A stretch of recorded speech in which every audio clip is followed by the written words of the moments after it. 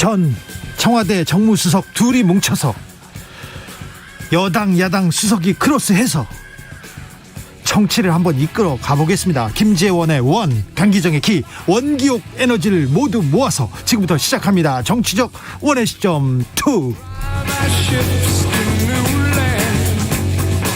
냉철합니다. 확실한 분석, 막걸리 같은 걸쭉한 입담. 주진우 라이브 특급 조합입니다. 강기정 전 청와대 정무수석 어서 오세요. 네, 무죄하게 덥습니다. 네, 김재원 국민의힘 최고위원 어서 안녕하세요. 바쁘시죠? 반갑습니다. 네, 김재원 최고위원님 너무 바쁘세요? 요새 더운데 어떻게 지내십니까?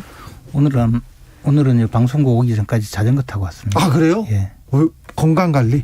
아니 그냥 오랫동안 자전거를 못 타서 네. 몸이 막 쑤셔서 한번. 자전거를 타셨어요? 예. 네. 이 더운데 자전거를 타요? 예.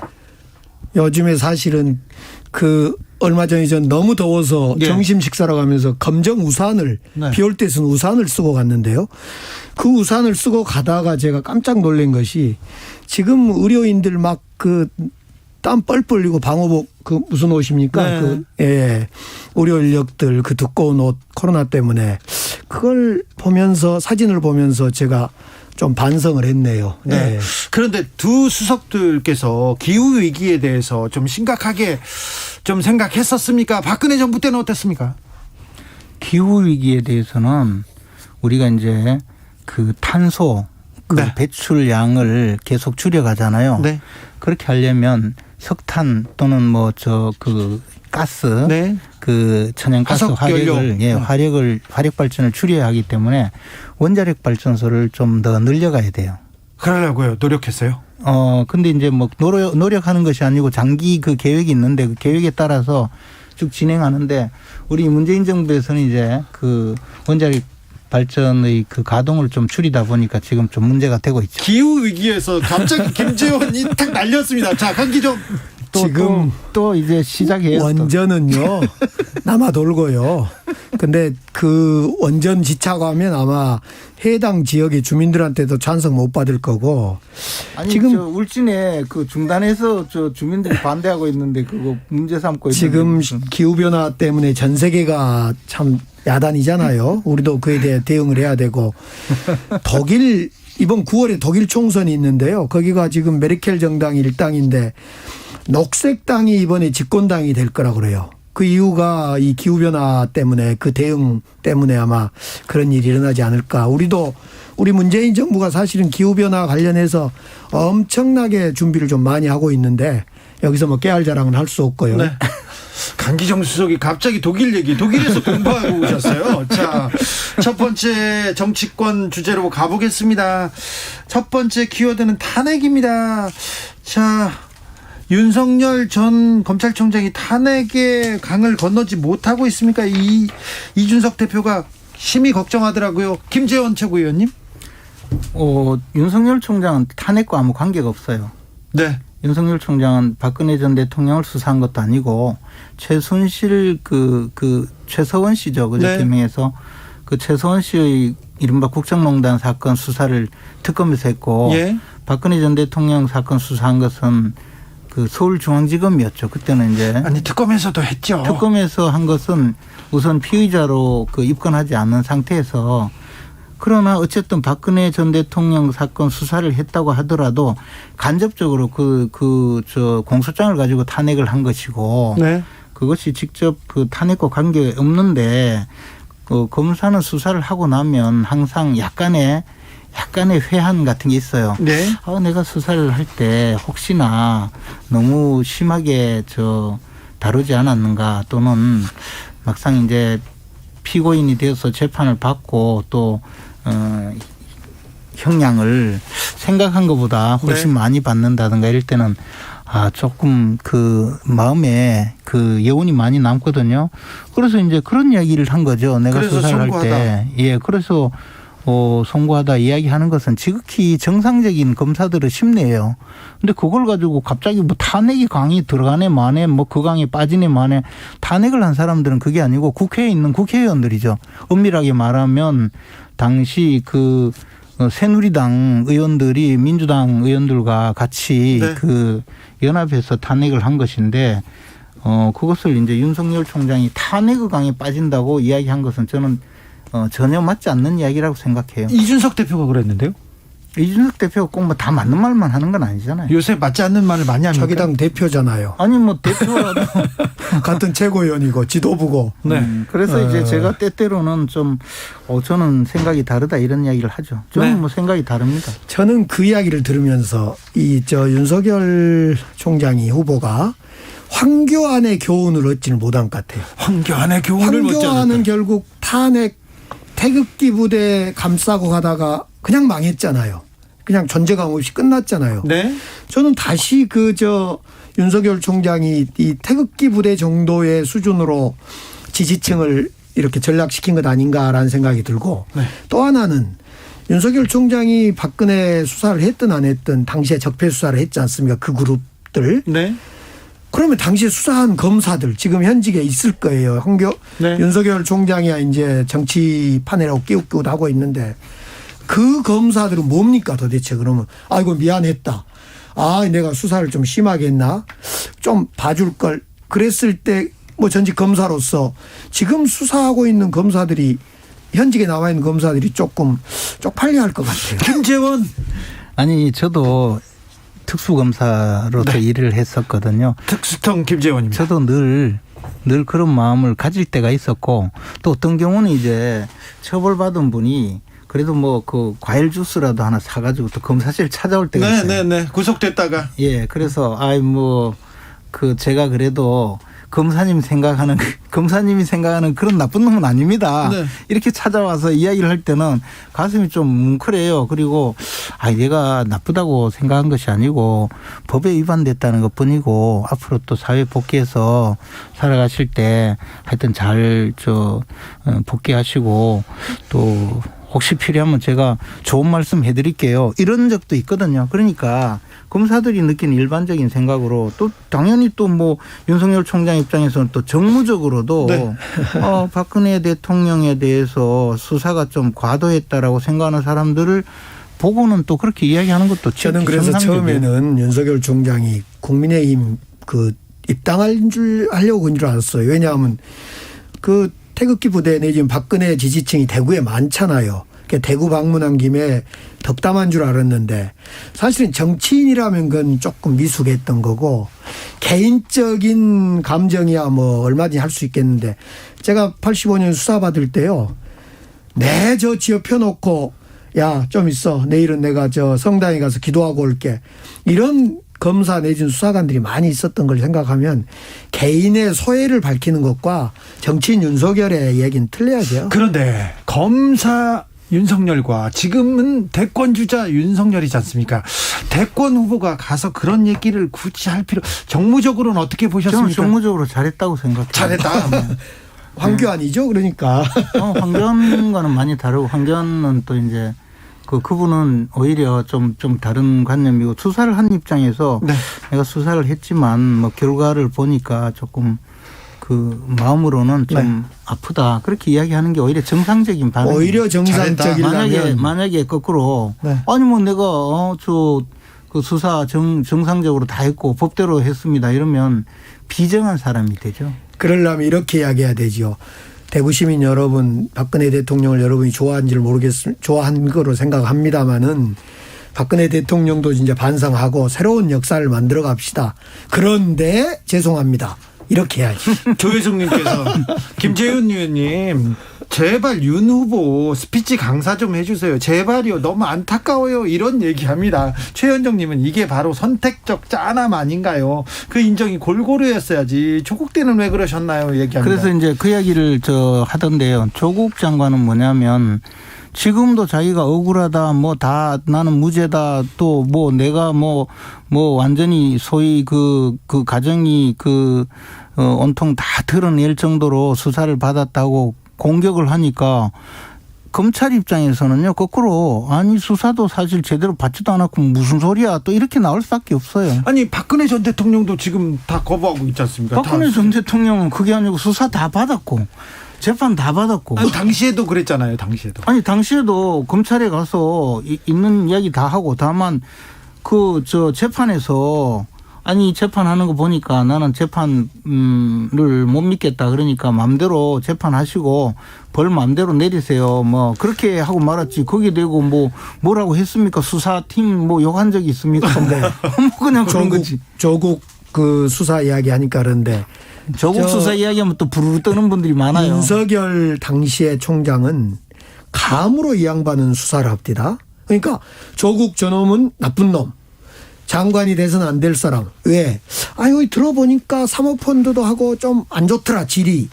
이래가지고 규정해 놓고 수사하는. 근데 결과는 아무것도 없었잖아요. 그러니까 무슨 이야기냐. 그거 아무도 없어요. 아니 처음 부인은 처음에 왜 교도소가 있어요? 아니 처음에 이야기했을 맨날 그 때 이야기하고 뭐 아니 멀미나도록 이야기하는 게 맨날 처음에 사모펀드 뭐 무죄났다 이런 이야기 때 하잖아요. 윤석열 또 말도 안 되는 이야기 당시에 또 해. 총장이 이야기할 때의 조국의 범죄가 또 이만큼 했는데 하늘만큼 했는데 지금 조국 범죄가 뭡니까?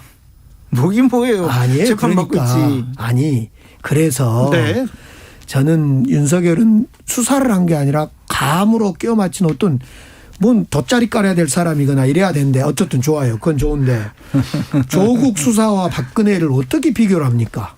진짜 저는 뭘 누가 그 비교해요? 아니 방금 이야기 속에서 박근혜는 수사를 잘 받았고 조국은 마치 검찰 수사에 불만을 품는. 그게 아니고 박근혜 전 대통령이 이미 재판을 다 받아서 네. 징역을 수십 년 지금 뭔 수십 년입니까?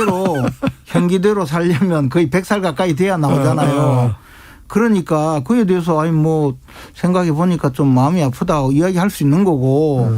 근데 지금 조국 장관은 지금 재판 받는데도 맨날 공격하고 있잖아요. 거기 대고 무슨 생각이 들겠어요? 자, 청와대 전 정무수석 두 분과 함께하고 있습니다. 박근혜 전 대통령 얘기가 나와서 말인데 지금 병원에 가셨어요. 건강이 좀 안 좋은 것 같습니다. 그리고 사면론이 나오고 있습니다.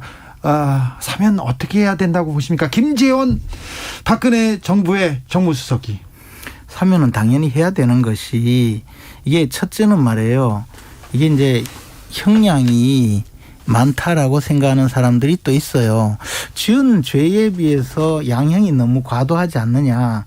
그리고 아마 우리 대한민국 국민 중에 물론 사면하면 안 된다는 국민이 거의 반쯤 되잖아요. 네. 근데 그분들도 그러면 박근혜 전 대통령 99살까지 살아야 된다.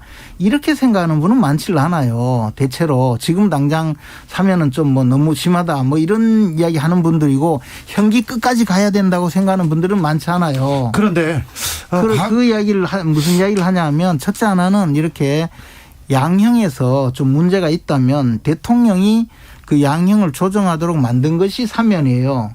대통령의 권한이에요. 네.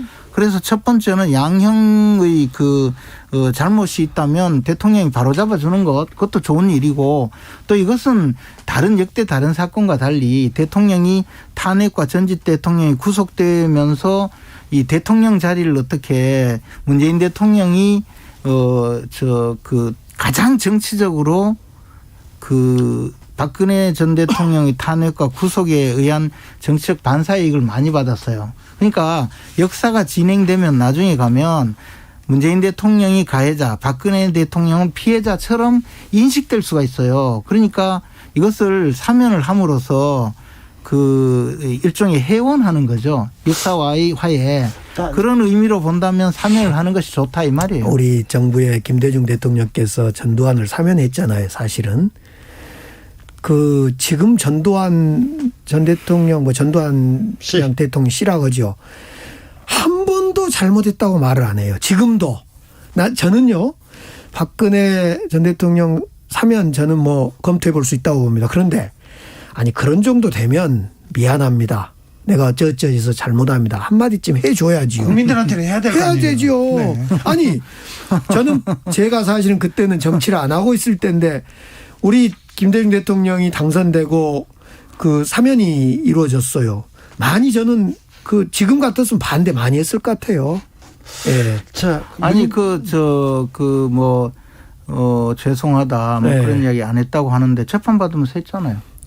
글쎄요. 국민들은 지금 한 번도 들어본 적이 지금 없어요. 사과했다고 국민들은 그러니까 저는 이게 일종의 네. 말하자면 이게 자꾸 사과해라 그러면 이제 정치적으로 지금 이 문제를 해결하는 과정에서 아까 말씀드렸듯이 역사와의 화해다 이거죠. 문재인 대통령이 박근혜 대통령에게 사면을 한다면 그런데 그걸 갖다 놓고 당신 사과하지 않으면 사면 하지 않을 거야.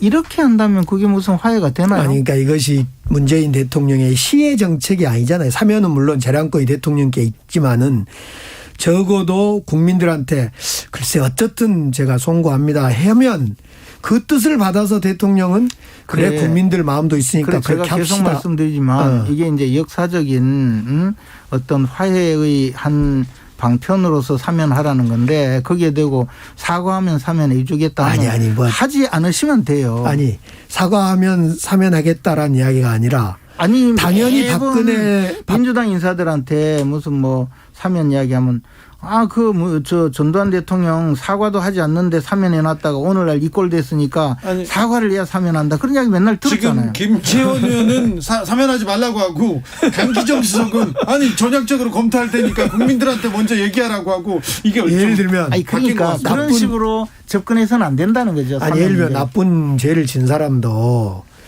죄송합니다 해야지 또 용서하잖아요. 그러면 뭐 사면을 못 하는 거죠.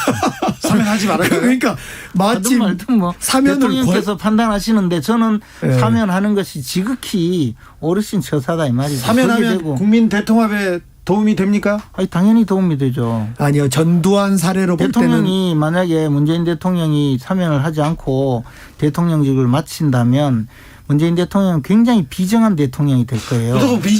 잘못은 박근혜 전 대통령이 잘못을 해서 감옥에 가 있는데 사면을 안 해주면 문 대통령이 비정한 대통령이 될 것이다. 자, 강기정 수석님. 전두환 사례를 보면 저는 생각이 좀 달라요.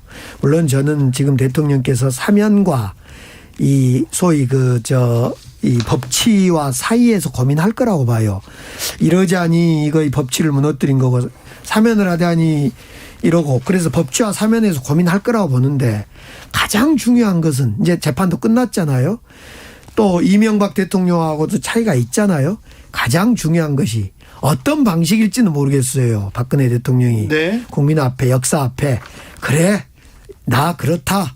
한마디 해줘야지요. 아니 그거야 본인이 알아서 하는 거고. 그러니까 본인이 알아서 해줘야 된다고. 뭐 사면의 조건이니 뭐니 이렇게 이야기하는 건 잘못이라는 거죠. 그러니까 아니 역사 앞에 조건이 그런 아니라 역사 앞에 무슨 사과하고 이런 것은 그거는 박근혜 전 대통령이 국민들한테 할 일이에요. 그걸 가지고 뭐 사면하면서 왜 사과 안 하느냐 그런 이야기를 하려면 사면 이야기를 하지 말라고요. 알겠어요. 사면 얘기를 하지 말라고 합니다. 자, 강기정 수석께 여쭤보겠습니다. 문재인 대통령이 이런 사면 이런 큰 건 있잖아요. 당일 취소 이런 큰 건은 참모 의견들을 이렇게 존중하는 스타일입니까? 아니면 혼자서 이렇게 고독한 결단을 내리는 스타일입니까? 일단 문재인 대통령은 얘기는 잘 듣습니다. 이번에 한일 정상회담 때도 참모들 의견을 들었다 이런 언론 보도가 있었지 않습니까? 이제 제 청와대 경험이 비춰보면 지소미아 사건 같은 경우 결단할 때 판단할 때는 참모들 이야기를 듣습니다. 그런데 그냥 참모들 의견을 들은 게 아니라 예를 들면 지소미아 같은 경우는 안보 쪽 사안 아닙니까? 그럼 안보 쪽 의견은 당연히 듣지만은 정무적 쪽 의견을 들읍니다. 그러니까 일반 국민들의 생각, 정무적 생각. 그런 점에서 우리 대통령은 얘기를 많이 듣는 편입니다. 그런데 이제 참모들이 엉터리라서 결정이 이렇게 된 모양이네요. 참모들이 엉터리예요? 네. 박근혜 전 대통령은 어떻습니까? 박근혜 전 대통령도 이야기를 듣지 않는다고 이야기하는 분들이 많은데 물론 이제 대부분의 경우에 대통령에게 보고서를 통해서 서류. 보고서를 통해서 요약해서 정리를 해서 보고를 하면 즉각 전화가 오죠. 이게 이 내용이 어떻게 된 거냐 하고 그렇게 이제 대통령이 사실은 업무를 줄이면 사람을 만날 수 있는데 업무를 뭐 다 챙기다가 보면 전부 보고서에 치여가지고 말이에요. 하루에 수천 장을 읽다가 보면 사람을 만나지 못하고 좀 그런 면이 있지 않았는가. 저는 개인적으로 가서 이게 그냥 뭐 현상을 보고할 때는 다 그냥 보고서로 그냥 끝내고요. 근데 가서 이거 대통령이 이러시면 안 됩니다 할 때는 직접 찾아갔어요. 그냥 이야기해서는 안 되니까. 직접 찾아가셨어요? 네. 여러 번 둘이 앉아서 이야기 많이 했어요. 그렇습니까? 최서원 씨를 통해서 얘기했으면 잘 들었을 텐데. 저는 그분을 사실 존재 자체를 몰랐어요. 김재원 수석은 몰랐습니다. 자, 최근에 민주당에서 이재명 후보하고 이낙연 후보하고 좀 거칠어지고 있습니다. 그리고 국민의힘에서는 이준석 대표하고 그리고 좀 중진들 간의 충돌도 보입니다. 이 충돌들을 어떻게 보셨는지요? 먼저 강기정 수석께서. 저희들은 이제 이재명 후보와 이낙연 두 후보 간의 가족사 또 과거 탄핵 문제 등등 아주 격하게 충돌하고 있죠. 네.